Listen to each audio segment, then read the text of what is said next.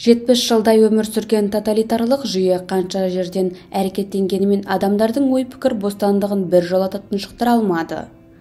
Кеңестік жүйенің ұлттар мен халықтардың мәдениеті мен тарихын және ұлттық сана-сезімін тұншықтыруға бағытталған әрекеттеріне қарсы жаңа наразылық пен жаңа күш туып келе жатты. Бұл күш 1986 жылғы желтоқсан оқиғасы кезінде айқын көрінді.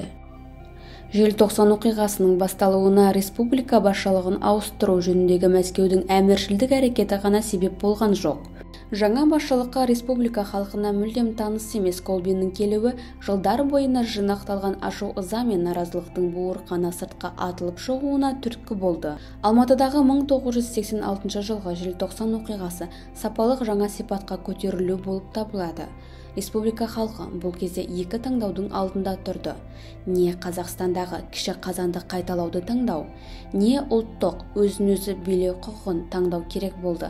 Ол республикада басқарушының сырттан әкелушілік институтын тоқтату талабынан көрініс тапты. Алматыдағы оқиғалар Қазақстан Коммунистік партиясы орталық комитетінің пленумында Қонаевтың қызметінен алынуы және Сібірден келген партиялық функционер сыбайластыққа қарсы қатаң шараны қолдаушы ретінде белгілі және осы стандарттарға сәйкес реформатор болып көрінген Колбиннің сайлануы туралы ресми хабарлама берілген сәттен бастап қарқын алды. Колбиннің кандидатурасы тағы бір маңызды сипаттама бойынша Горбачевтың таңдауына сәйкес келді. Оның ұлты орыс болатын. Дүрбелеңге толы 3 күн бойына 1986 жылдың 16 желтоқсанынан 18 желтоқсанына дейін болған оқиғалар сол кездегі ресми дерек көздер бойынша мынандай белгілі хронологиялық дәйектілікпен түзіледі. Қазақ КСР мемлекеттік қауіпсіздік комитетінің деректері бойынша театр көркемөнер институтының 12 студенті 1986 жылғы желтоқсанның 16-сынан 17-сіне қараған түні қаланың 6 жоғарғы оқу орнының және Киров атындағы зауыттың жатақханаларында насихат жұмыстарын, яғни алаңға шығып, наразылық білдіруге шақырған.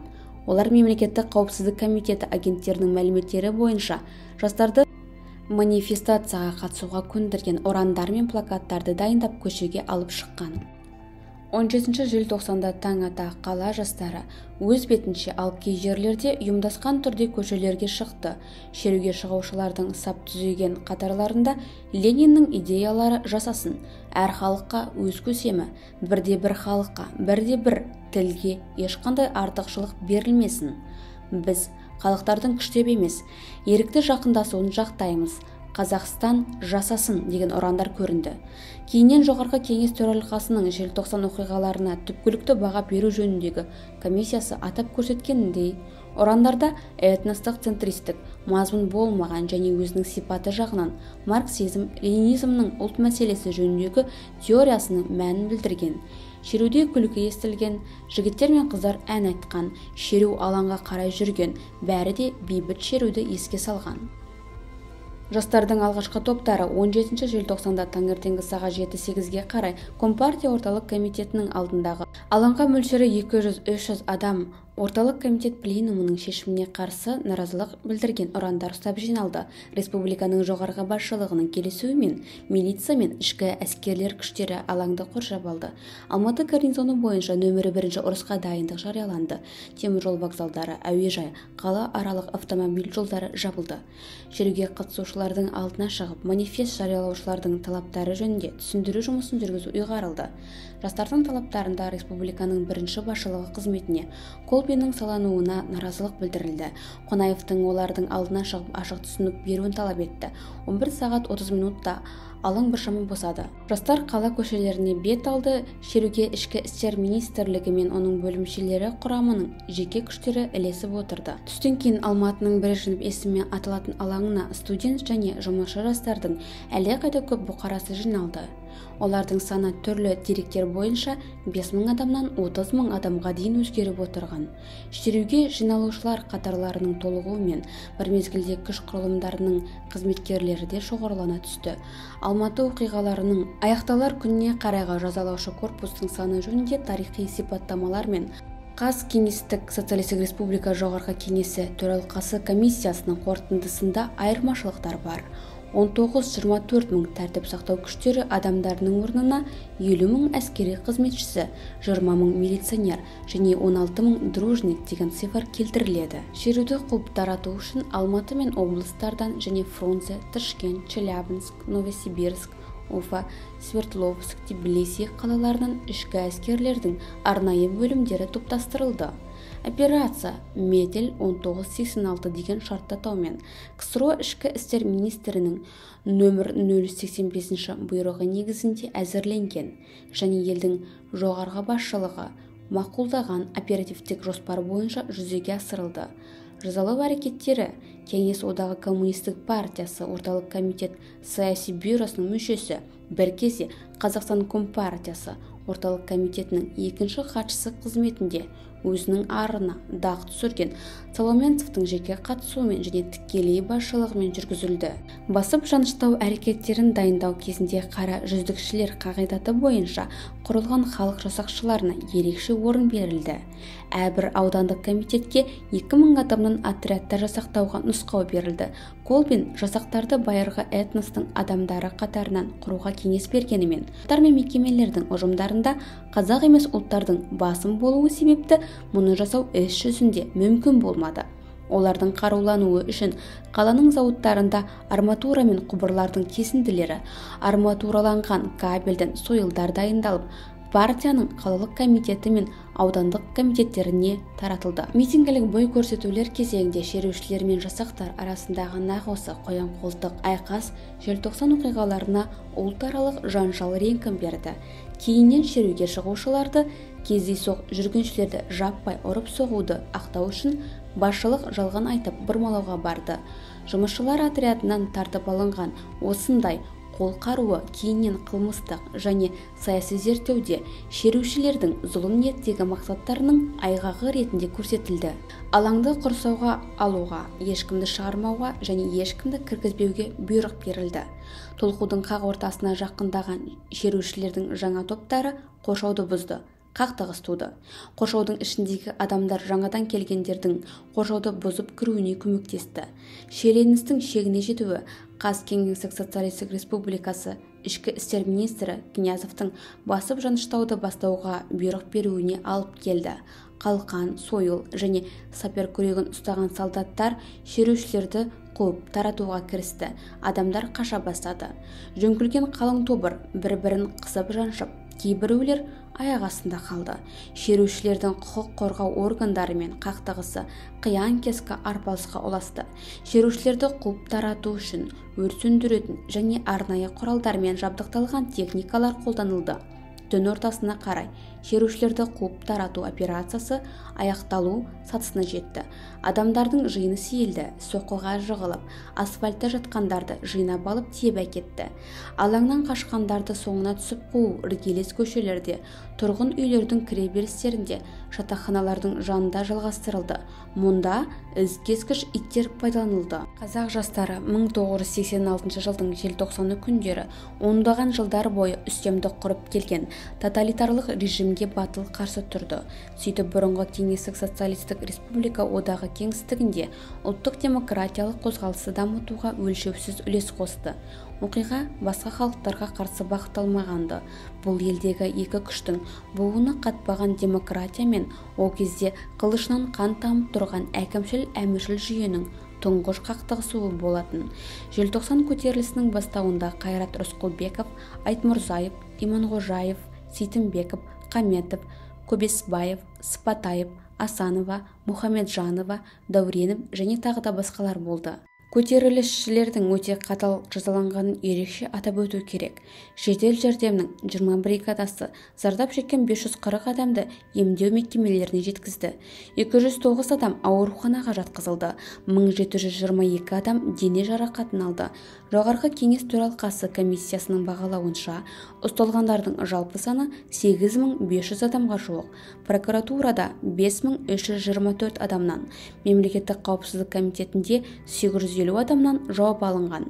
900-ге жуық адам соттардың, милицияның және кәсіпорын әкімшіліктерінің қаулысы бойынша әкімшілік тәртіппен жазаланған, қамауға алынған, айыппұл төлеген, сөгіс алған.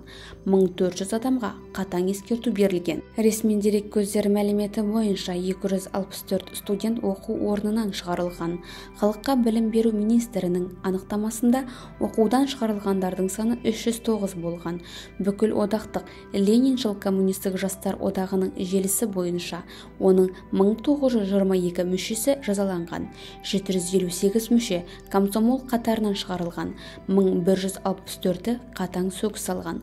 Партия қатарынан 53 адам шығарылған, 210 адам партиялық тәртіппен жазаланған. Оқиғаларға қатысқан 319 адам жұмыстан қуылған. Соттың үкімімен 99 адам сотталған, оның 2-і ату жазасына кесілген. Алайда жария етілмеген деректерде болғанда, комиссияның төрағасы халық ақыны Мұхтар Шаханов желтоқсан оқиғаларынан кейін 1 жыл бойына 58 адам жерленген. Жерленгендердің аты жөні көрсетілмеген және тіпті нөмірлері жазылмай көмілген деп тұжырымдады. Бұл деректер желтоқсан оқиғаларына байланысты кейбір құпия мән-жайлардың бетін ашқан айта кету керек. Қазақ Кеңестік Социалистік Республикасы жоғарғы кеңесінің төралқасына батыс зираты туралы оқиғалардан кейін 58 адамның жерленгендігі, олардың аты жөндерінің белгісіз екендігі туралы мәліметтер берілген. Зираттың бірнеше қызметкері, сонымен қатар олардың басшылары да бұл ішкі істер министрінің жасырын жерлеулері екені жөнінде куәлік бергендігі туралы ерекше анықтама табыс етілген. Қазақ Кеңестік Социалистік Республика жоғарғы кеңесі төралқасы комиссиясының төрағасы Мұхтар Шаханов кейіннен былай деп атап көрсетті. Көтеріліс дар аядағы ұлттық бағытта болған жоқ, оған орыстар, ұйғырлар, татарлар және қырғыздар да қатысқан болатын. Белгілі бір топтар бұл фактілерді арнайы жасырды, алаңға тек қазақ ұлтшылдары ғана шықты деп дәлелдеуге тырысты. Бейбіт жастардың шеруі негізінен бір ғана ұлттың, орыстардың өкілдерінен құралған қарулы жасақшыларға қарсы қою арқылы ұлтшылдық сипат берілді. Олар осылай республика халықтарының ұлт аралық қатынастарына елеулі жарықшақ түсіруге қол жеткізді. Оқиғалардың желтоқсаннан кейінгі өрбуі орталық және республикалық баспасөзде бүкіл қазақ атаулы және қазақтың билік жүргізуші элитасына жаппай насихаттық шабуыл жасаумен сипатталды. Сөз жүзіндегі осындай айыптаулардан кейін Қазақстандағы 1986 жылғы желтоқсан оқиғалары жайлы кеңестік негізгі құжат қабылданды. 1987 жылы 16 шілдеде Кеңестік одақ комитет пленумында орталық комитет Қазақ Республикалық партия ұйымының еңбекшілерге интернационалдық және патриоттық тәрбие беру жөніндегі жұмысы туралы қаулы қабылдады. Онда жоғарыда айтылған айыптаулардың бәрі келтірілді және орын алған оқиғаларға өткен жылдың желтоқсанында Алматы қаласында болған тәртіпсіздіктер қазақ ұлтшылдығының көрінісі болды деген баға берілді. Кеңес Социалистік Республика одағы министрлер кеңесінің төрағасы Рыжков Хельсинкиде болғанда Алматы оқиғаларына біз оларды жөнге саламыз. Өзіміздің дұрыс жасағанымызға көздерін жеткіземіз, ал түсінбегендер қоғамнан сырттатылады. Ондайлар бізбен бірге бола алмайды деген түсінік берді. 1989 жылдың маусымында Бондағы сапарында Горбачев көтеріліс болған сәттен 2,5 жыл өткен соң оны артта қалған реакциялық және қайта құруға дұшпандық әрекет ретінде сипаттады. Оның бер жағында ішкі насихат үшін Горбачев Алматы оқиғаларын әлеуметтік-экономикалық дамудағы таза кемшіліктер ретінде түсіндірді. Мәскеу мен оның жергілікті жердегі өкілі Колбиннің желтоқсан оқиғасынан кейінгі қызметінің басты бағыты қазақ интеллигенциясын жаныштауға бағытталды. Республика басшылығындағы қазақтар мен жоғарғы оқу орындарындағы жергілікті ұлт оқытушыларды және зиялыларының есебі алынды. Тіпті қазақтар көп шоғырланған оңтүстік облыстардағы студенттердің басқа ұлт өкілдерінен көптігі де сарапқа салынды. Жоғарғы оқу орындарындағы қазақ жастарының көбеюі де орталыққа жақпады. Ұлт тілінде тек өз республикасында ғана білім алуға болатындығы ескерілмеді. Жоғарғы оқу орнына қабылдауда жергілікті ұлт өкілдеріне деген шектеу енгізілді. Колбиннің 3 қазаны Қазақстанды біржолата қазақтық сипаттан айыруды мақсат тұтқан Қызыл империяның ең соңғы және шешусі зор майданы еді. Бұл майданда ең алдымен ұлтты рухани жаныштаудан басталды. Студент жастарды ұлттық интеллигенцияны, қазақ баспасөзін, тіпті ұлттық бюрократияны да жүйелі түрде тоқпақтау осындай мақсатты көздеді. Бірақ саяси күреске үлкен серпін берген Алматы оқиғасын және оның қорытындыларын тұншықтыруға орталықтың шамасы келмеді. Желтоқсан оқиғасы бүкіл кеңестік аумақтағы ұлттық қайта серпілудің басында тұрды.